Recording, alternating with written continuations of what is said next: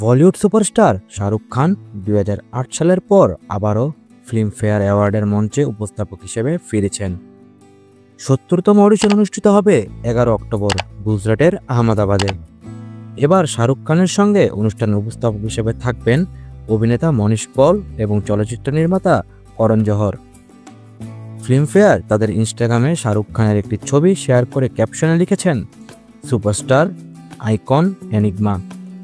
শাহরুখ খান এর আগে 2003 ও 2004 সালে সাইফ আলী খান, 2007 সালে করণ জোহর এবং 2008 সালে শেষবার সাইফ, করণ ও বিদ্যা বালানের সঙ্গে মঞ্চ শেয়ার করেছিলেন। এবার ফিল্মফেয়ার প্রথমবার গুজরাটে অনুষ্ঠিত হতে যাচ্ছে। গুজরাট ট্যুরিজম কর্পোরেশন এবং ওয়ার্ল্ড ওয়াইড মিডিয়ার সমঝোতা চুক্তির মাধ্যমে এটি সম্ভব হয়েছে। অনুষ্ঠানটি রাজ্যের চলচ্চিত্র শিল্পে ক্রমবর্ধমান গুরুত্ব তুলে ধরবে বলে ধারণা করা হচ্ছে। ডেস্ক রিপোর্ট, বিনোদন ডেস্ক।